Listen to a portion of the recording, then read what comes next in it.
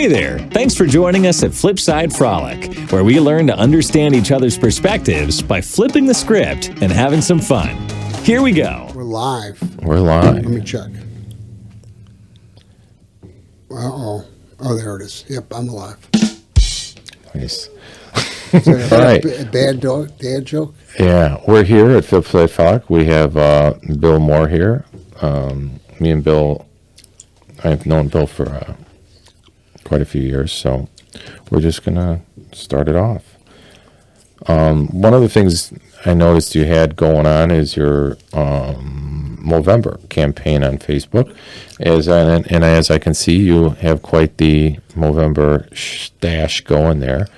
What got you going into starting doing the Movember campaign here?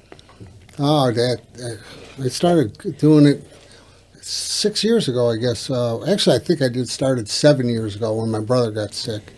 And then right after that, my brother got diagnosed with, rectal cancer. And then I got diagnosed with prostate cancer. And,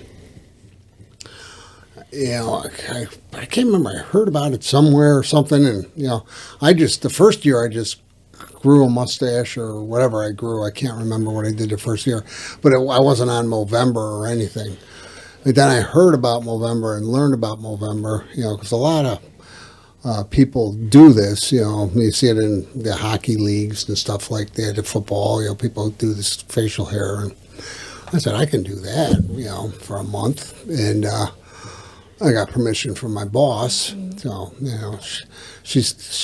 her and my other two bosses, they don't particularly like it, but they go along with it because it's for a good cause, because I'm a prostate cancer survivor. And, unfortunately, my brother didn't survive, so I kind of also dedicated towards, him. But it's more for the future generations because obviously, what's done is done, and there's, what's been done to me is done. I had mine removed, and you can't get it back. But hopefully, in the future, there's better and better treatments, or somehow eliminate prostate cancer. So, yeah, that's actually part of a funny story. I knew Bill. I've known Bill for about 20 years here. We basically have had quite a journey together, and a lot of I could consider a spiritual advisor or whatever, because we really worked a lot together in trying to find a way to live a happy and useful life. But as he was in the hospital for prostate cancer, I don't recommend this at home, kids, is if you go on the internet and search prostate toy, because Bill, immediately after he got out of his surgery, he was saying, oh, I already missed my prostate. So I ended up saying, oh man, I wonder if I could find something that's like a prostate. So I Googled prostate toy and make sure the kids aren't around, because, oh my God, it was like I went to a bunch of porn sites or something. And so then I did end up finding a place that had a plushie, and Amazoned it next day and showed up 7 hours later at the hospital with a gift bag that actually had a plushie prostate toy in there that he was pretty happy to see. It's pretty funny. I actually brought it to the doctor's office and asked them if they could put it back in. But they got a real kick out of it because they had never seen it. And Dr. Zagaya done, God, at that time he had already done over 3,000 of these surgeries. So, and to have never seen one or heard of it. And who was that? Dr. Zagayas? Zagaya. So shout out to Dr. Zagayas for saving another person here. Zagaya. Zagaya. Yeah. But yeah, that's obviously a pretty invasive surgery, and there was a lot of rehabilitation and different things along with it. And then that wasn't even your only bout with having some issues with cancer, was it? Oh no, I've been lucky though. I've been diagnosed. My GP, who is Dr. Tana, she kind of uncovered all three of my cancers. The first one was the prostate cancer, and it was just because my PSA had doubled. It wasn't that high; it was only 4, but it doubled from the year before. Which, after doing research, that's actually more concerning sometimes than the number, is how much it changed from the year before. But and I went through that whole thing. One of the things I learned long ago. I had a good friend down in Florida that he was diagnosed with prostate and bladder cancer years and years ago, and they at the hospital they told me he had 6 months to live. So myself, and I got really involved, and my buddy Ted kind of got involved, and I did a lot of research, and I got him to go see some other doctors, and that guy's still alive today, and he was given 6 months to live. People don't. A lot of times, people will go 3 different mechanics to find out how much they can save on getting their, brake job done. But they go to the doctor, and the doctor say, "Hey, we got to do this," and they just do it, and don't go get that second opinion. But anyhow, that kind of went off on a tangent. But talking about Dr. Tana, a year or two later, I think it was a little over a year later, she noticed a couple spots on my back, and she said, "Hey, you should go to a dermatologist to have those checked out." And they turned out to be melanomas. It was nothing big about that one. They just cut them out. It's surprising how big of a cut they make for these little spots, but and that turned out positive for melanoma. So I'm continuously, every 6 months, I go to the dermatologist now and get checked, and that's I had to go every 6 months to the prostate doctor. Now it's been so long, I just go once a year, and he basically said, it's not 100. He said, I'm basically cured of prostate cancer. He said, you might die of cancer, but it won't be prostate cancer. But anyhow, so that was 2017. 2018, I had the melanoma, and in 2021, I had got diagnosed with lung cancer. So, but all 3 times, and this one was Dr. Tana. I went to see her for my physical, and she said, it went on and on about what great shape I was in, and like blood pressure, cholesterol, everything's perfect, right? But you used to smoke. We should maybe do one of these, lung cancer screenings. And I'm like, yeah, whatever. I literally went home and talked to Jennifer, my wife. I said, honey, if they want to do this lung cancer screening, it's like, come on, I said, they didn't make any money off of us last year because of COVID, so they want. And anyhow, long story short, the next day I was working, and I get this call, and I don't answer it because I don't recognize the number, and but it was a voicemail. So I listened to the voicemail. It was Sherman Hospital saying, "Hey, we got this order to have this lung cancer screening," and I'm like, "Yeah, whatever." I hung up, and I just shut off the phone from. And it was about a week later or something. I was like, yeah, I probably should go get the test, And I went to get the test, and the next day, Dr. Tana calls me and says, we found a large mass in the upper lobe of your left lung, left upper lobe of your lung. And, that was the end of April of 2021. And by the end of the May, I had already gone and gotten 3 different opinions and scheduled and had a surgery. So, and had the whole lobe removed.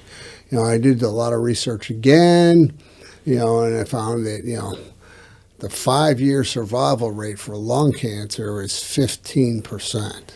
And, I had a mother and a couple friends that died of lung cancer. One of my friends, he died of lung cancer, and he never even smoked, and a good friend of Ted and mine, Amos.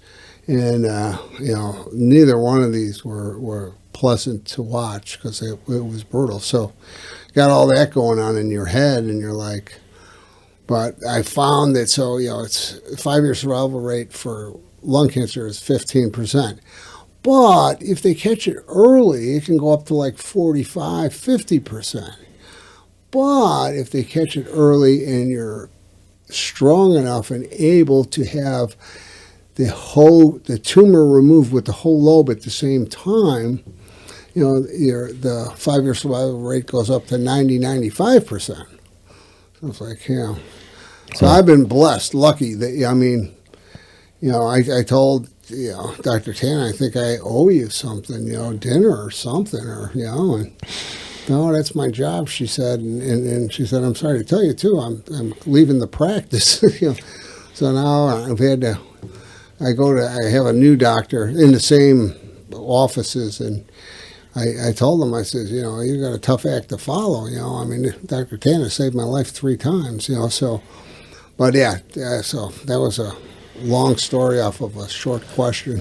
Yeah, I mean, it goes to, you know, for any of the listeners, that it's a great opportunity to make sure you do your own homework, because just like you said, there's good mechanics out there, there's bad mechanics out there, and getting second opinions, and for some reason we're hesitant to talk against that authority, which doctors always have. So we just trust that they know everything, and it's just not true. Everybody, you know, and if it's one of those good advice things too, because if your doctor has a problem with you asking for a second opinion or something, then obviously you need a new doctor, because he should be open to, you know, researching all these other things. But right, and the what do you call it? You know, getting a second opinion. If you have a doctor that doesn't want you to get a second opinion, you don't want to have that doctor anyhow. You know, I mean, and you know, like with the prostate cancer, you know, I had all kinds of different options too.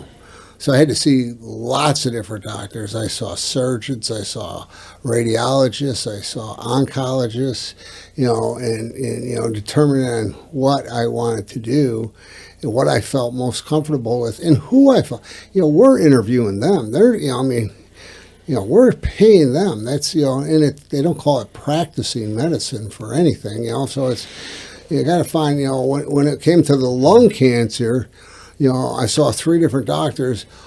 All 3 basically said the same thing. One of them, though, they wanted to do a whole bunch of other stuff that I didn't really feel comfortable with. And the other 2 doctors said that the other stuff was really not necessary. And, you know, the other 2 doctors, the interesting thing is I liked both of them.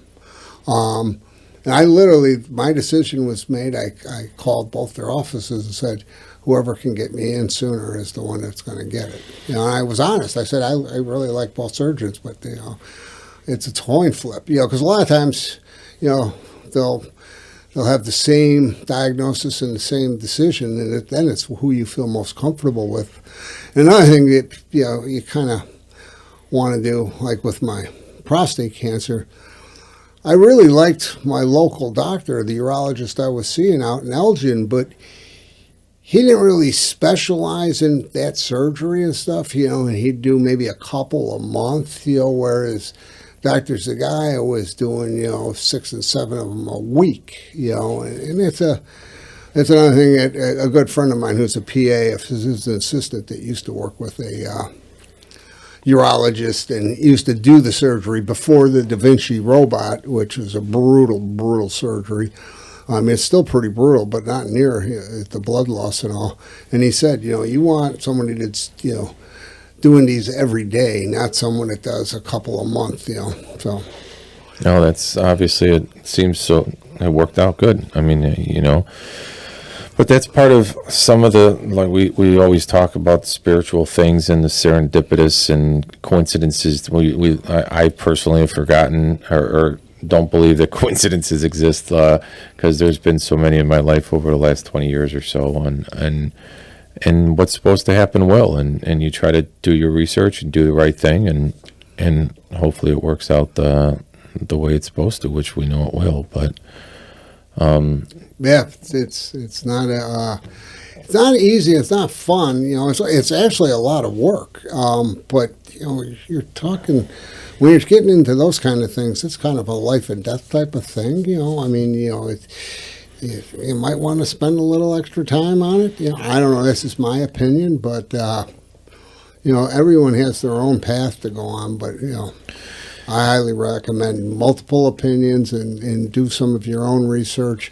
You know, and when you're doing your own research, kind of focus on the .orgs and the .edus and not the .coms so much. You know, there can be good stuff on .coms too. Don't get me wrong, but you're more likely to find better stuff. You know, I was able to actually, the night before my prostate surgery, I watched videos of it off of John Hopkins' website. They have, because they put cameras and lights inside of you when they're doing the surgery, and they turn you upside down so everything falls and you got a big opening. And Nice. my wife thought I was nuts because I kept going, oh, ooh.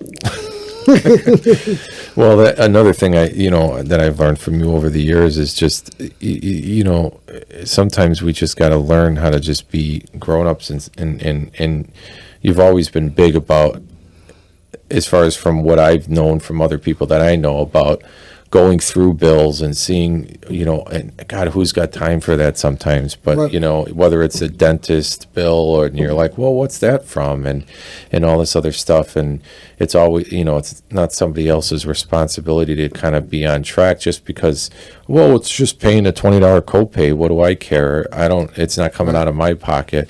But you've always been someone that really talked about going through those bills and making sure everything seems kind of legit on it. Yeah, I mean, I've caught, over the years, I bet I think thousands where all of a sudden my EOB from the insurance company does not jive with the amount I paid the provider. I mean, and it's every different kind of provider, whether it's the doctor's office or the hospital or whatever, and maybe they would have came back and said, hey, we owe you a refund, but I don't know about that. I don't know how, if they charge, 1,000 people an extra 20 and only 10% of them complain, I mean, they're making some extra cash there. Maybe it's no conspiracy, maybe it's just an honest mistake, but, who knows? But if you're not following it, you'll never catch it, so.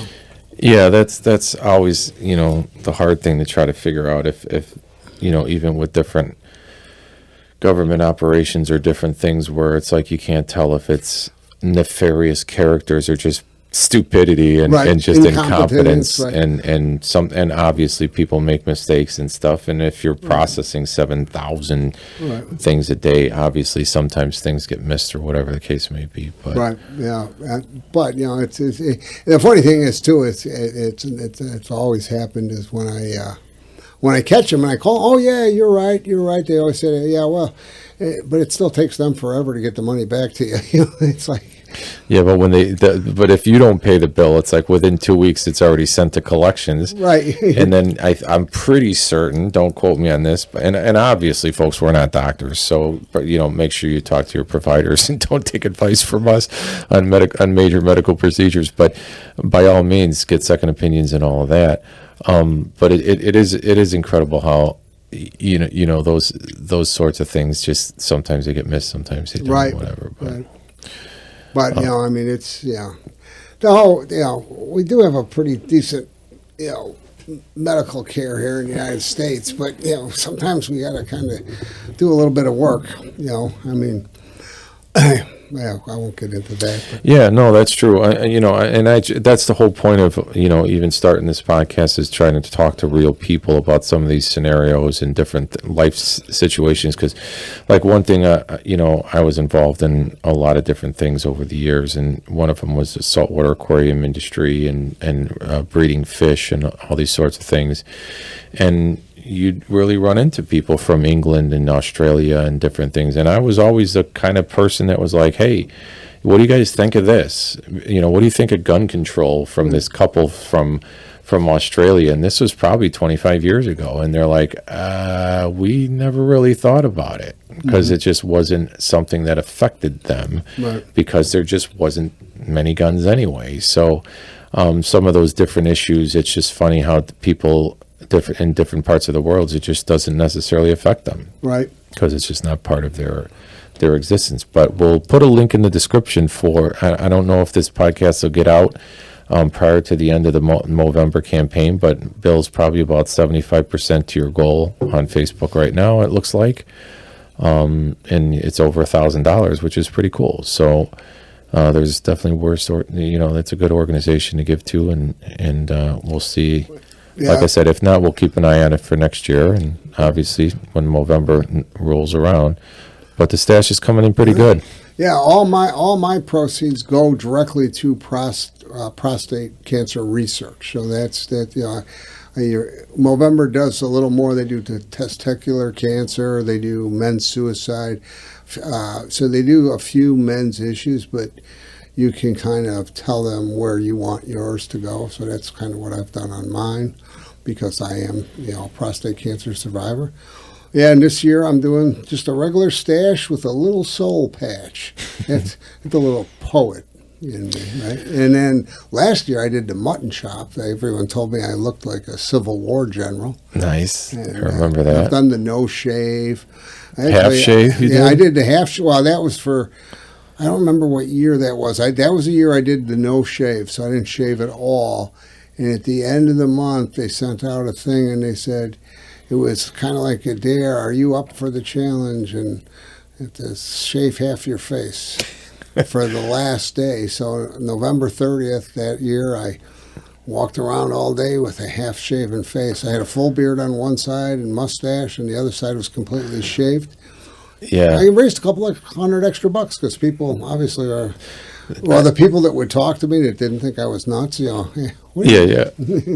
Yeah, I remember. I mean, I think that was around whatever year was all the ice bucket challenges and ice bucket challenges, Yeah. and there was a lot of challenges going around on social media and stuff. But if obviously those of you haven't seen me in a while, I started growing this out. Actually, I shaved for Movember a few years back. And then the next year I was like, hey, Bill, do I actually have to shave for Movember? Because I was getting kind of used to the idea of taking a break from shaving, because I do really get a lot of sensitivity on my neck and stuff. And I don't know how many people really enjoy shaving, but I sure didn't. So the next year I just kept going with it. And then summer rolled around, and the day job sometimes could get hot in a shop atmosphere over 80 or 90 degrees. So I was like, as soon as it starts getting hot and aggravating, I'll just shave it off. And then, interestingly enough, the facial hair maybe even seems to cool my face down. If it's holding some sweat or something, it's almost like a swamp cooler from the old days. So and after it stops getting itchy after a little bit, and then you put some beard balm in and some oil and take care of it and comb it out. It's amazing that it's not aggravating at all. And it's been a while. I don't know if this is the third year now. I don't know, but how long does beards take to grow? I don't even know. But I don't even either. It's kind of growing along because soon you'll look like ZZ Top. Yeah, and then if we have to braid it and dye it purple for cause or something, or if we can, because that's the funny thing with labels and that sort of thing, that it's always been, I try not to, try to fit in a box and try not to fit in a label and try to look everything nuanced from different perspectives and stuff. And that's kind of part of why I wanted to start the podcast. And the fun part of Flipside Frolic is trying to debate both sides of a position or something. So, but yeah, it's been a great thing. And keep going with the Movember, and we'll see how that works out. But other than that, what else you got going on? And so with staying fit and exercising and following doctor's instructions, Bill does do a lot of walking. He does a lot of dog walk. He walks with his dog and does a lot of different things. So that takes up a lot of his time these days. Yeah, and actually I didn't mention that with the Movember. I also you can do an activity, and my activity is walking. And then I put down that I was going to donate $1 for every mile I walk in Movember, and or $200. But I was just talking to Carl before. I'm like, well, I'm well over 200 miles, and it's only the 24th. About 220, I think, or so now. So I'll probably donate that. But I started doing that. Started tracking that, I don't know, 3 or 4 years ago. I bought a Garmin watch. I got the Garmin because it has 40,000 golf courses on it, too. And, because I was like, man, I walk a lot. I bet you, I was telling people, I bet I walk, 20 miles a week or something. I'm like, I'm not even close to that. I'm walking, over the last few years, I average about 8 miles a day. Over, I think 3 years, it's 8 miles a day, a little over 8 miles a day.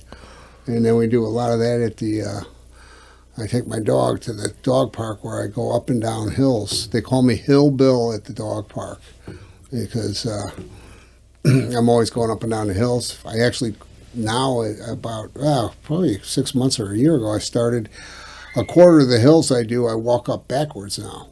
I was reading, someone had suggested I do that. It said it's good for some other muscles, but I read that, and I'd also read that it's good for your memory.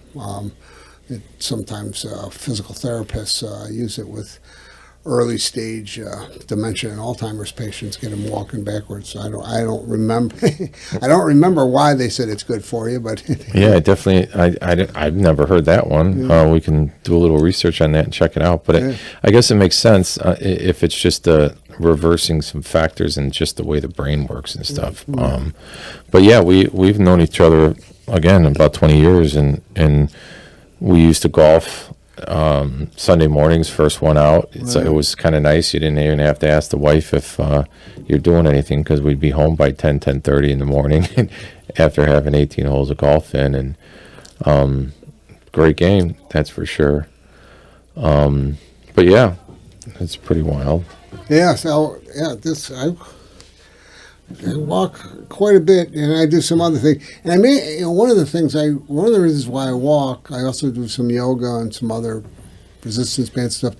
I had back surgery. When I'm having all these other surgeries, I had back surgery too, and I don't really want to have another one. And my doctor's, who the surgeon, he actually recommends that maybe I hold off as long as I can, because I'm so active and everything. So I told him, let's hold off until I'm dead, because then I won't really care if you do back surgery. But so I started doing all this walking and stuff, because I really don't want to have another back surgery. But I'm a little, I don't know if OCD or ACD or ADD or whatever one of those acronyms, and it's kind of like an obsession now, and I pretty much, do it continuously. I'm just looking up on my phone here. So in the last year, I averaged 16,909 steps a day. Last year, in the last 12 months, I walked 3,143 miles. The year before it was 3,137, 16,598 a day. And then the year before, it wasn't quite as much. It was only 2,800 miles. So I've been doing that for quite some time. I think it's as long as I've had this phone, it tracks it. But Well, that's pretty cool.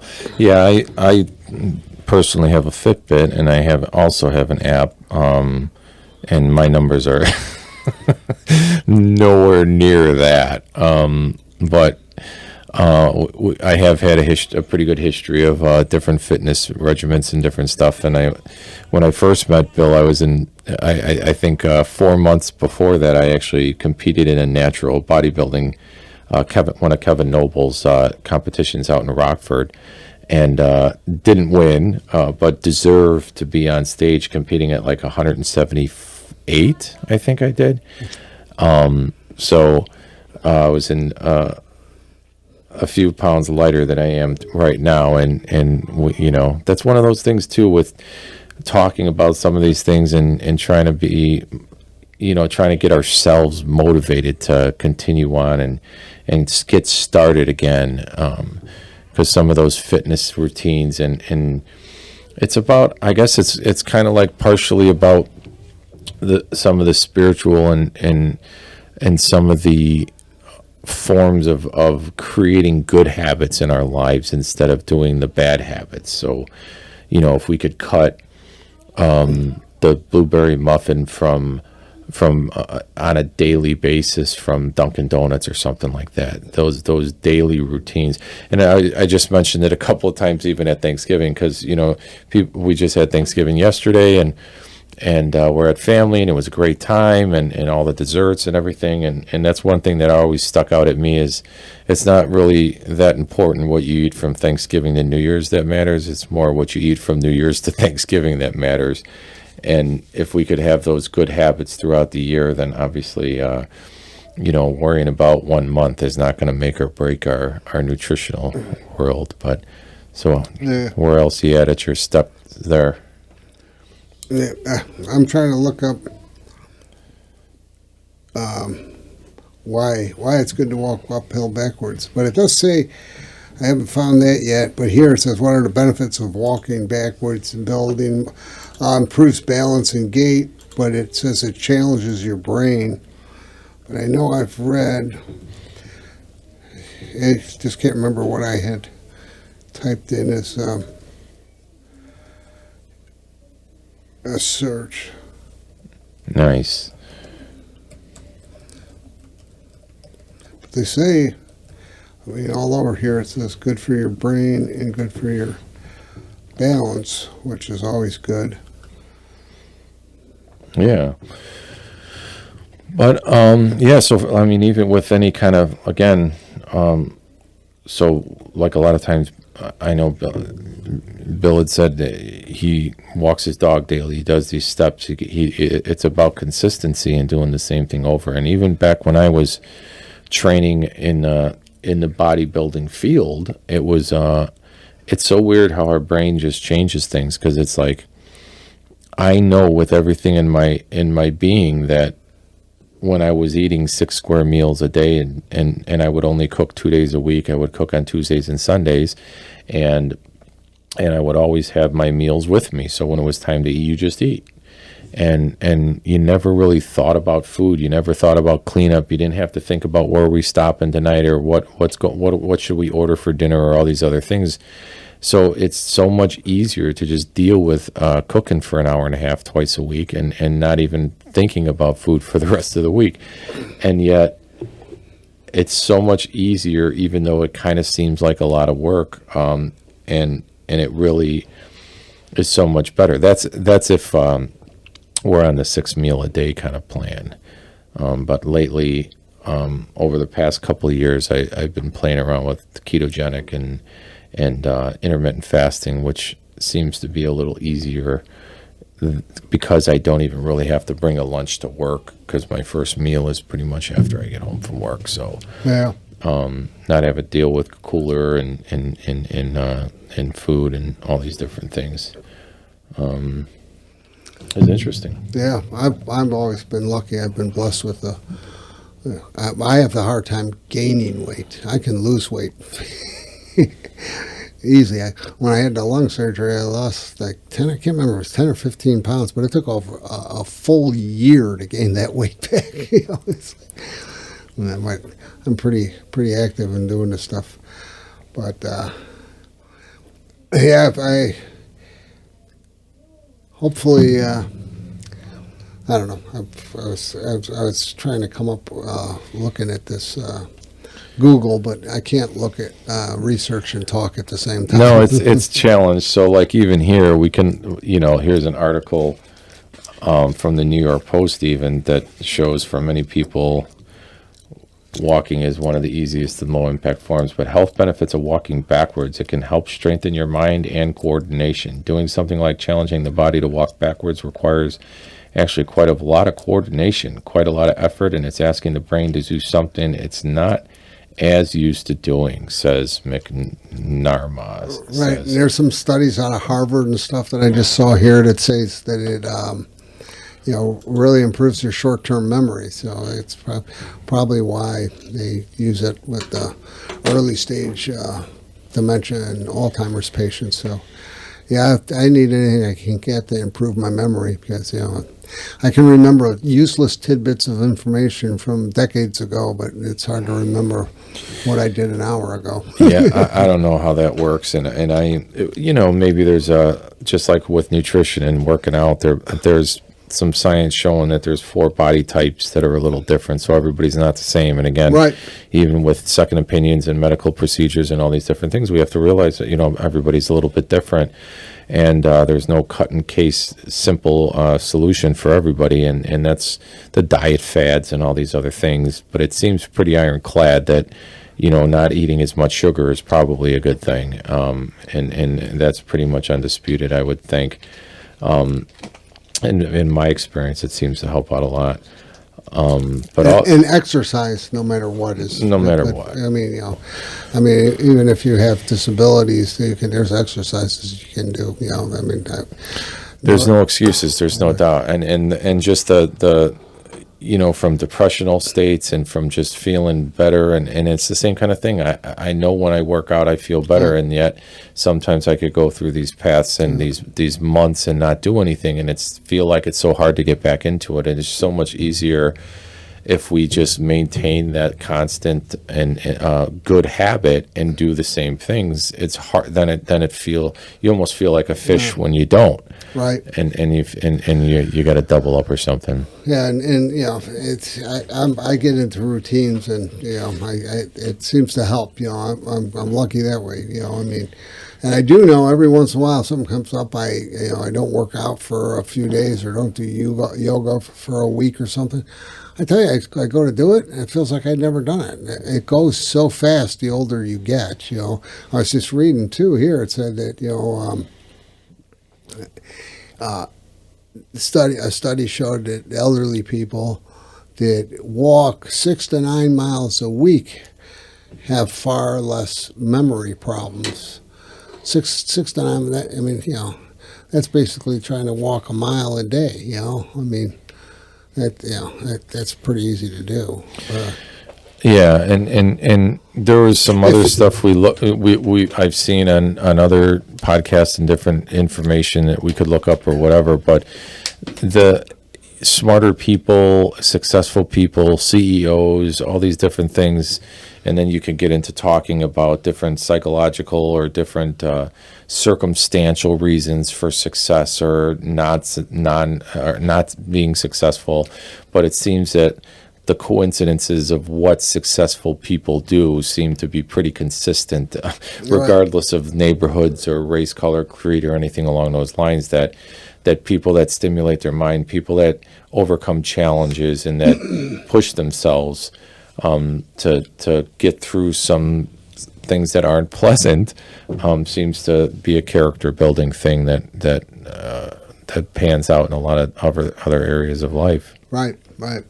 You know, I like to do, you know, the walking. I have a lot of old bones and stuff, and, you know, I get a lot of arthritis type stuff coming on. So, but, you know, I also like to walk because I'm out in nature, you know, breathing fresh air, checking things out. You know, I go to a forest preserve out in the suburbs, obviously.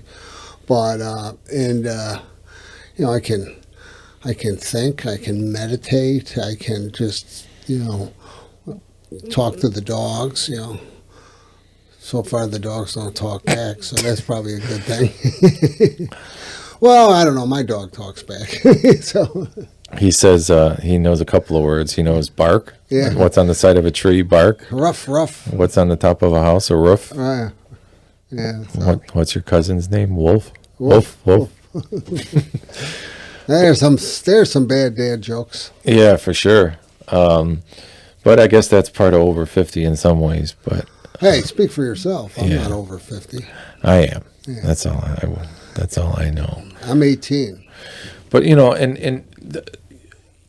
it's very common that even runners will often talk that zone that you get into is kind of a meditative state. And it's kind of interesting because the way that we, you know, whatever our spiritual beliefs, or whether it's yoga or whether it's prayer and just trying to start the day with a positive message is something we've talked about many times. That's something we're very religious about, even though we might not be super religious in perspectives. But that's something I do every day. But in that, to kind of clear that mind and just find that vent. And so it's kind of interesting stories, like from things that I've read and things that I've heard in the past about even like Einstein, for instance. Like there was stories where he would, in biographies, and he would just get into this trance. And then, you know, his buddies would be like, "Yo, Einie, you there?" Like he'd just be in what he would like self-meditate into a transient state of thought. And for somebody without a formal education that maybe even tapped into this spiritual realm or this ether or whatever we don't understand and we're not capable of understanding, but that he was able to maybe tap into information that maybe he didn't necessarily know, just from and a lot of people that, you know, creative forces and that's where ideas come from and where callings come from and all these other things. So I think that the power of the universe does try to help us, and sometimes we're just so clogged up with the busyness of life and all these other things that we can't even hear what we're supposed to do. In a sense, we just do what we think we're supposed to do. But it's pretty wild that finding those spaces where we can kind of just clarify and think and try to search a little bit on the inside, we find we're a little closer to purpose. It kind of reminds me even of there's a video, and whether it's conspiracy theory or whatever, that I can't seem to find this video. And I looked, and it was if anybody out there, leave a comment or something if they know what video I'm talking about. And I know I have the book of the mentor that this guy was talking about, so I could look and find what book, and maybe I'll do a little research, and next episode I can maybe clue you in on something or leave something in the comments. But it was basically a pretty dry video of it almost looked like an Amway presentation, with this guy in a white shirt and a black tie, and he had a whiteboard, and he was on a stage in like a lecture hall in a college university, but there was only like 15 or 20 people in the audience, and he was talking kind of about the Aztec calendar or the Mayan calendar, the circle calendar. And he did this whole presentation on some of his interpretation of the breakdown of some of these things. And one of the things they were talking about is that there was actually 3 calendars, not just one. And most of us know about one, but there was other calendars that they used. And one of the things that they did was, it was something like, shame me if I'm wrong, but it was just off of memory. It was something like a scale of 1 to 5 each day that you would self-evaluate where you felt you were as far as your purpose or for being on this planet or whatever. So how close to did you feel like you were on plane with doing what's right and what you're meant to do? So sometimes we just go to work and we do what we need to do to feed our families. In those situations, we might not feel like we're even close to in sync with what our purpose in life is. And then other times when we're doing charity work or we're helping with somebody or we're doing some other things, we might feel a lot more on plane with what we're supposed to do. But that was actually a very important part of their self-reflecting and spiritual process in this calendar, which was pretty interesting. So I'll have to see if I could find that video somewhere, but it's pretty interesting stuff. Yeah. So, but yeah, it's been a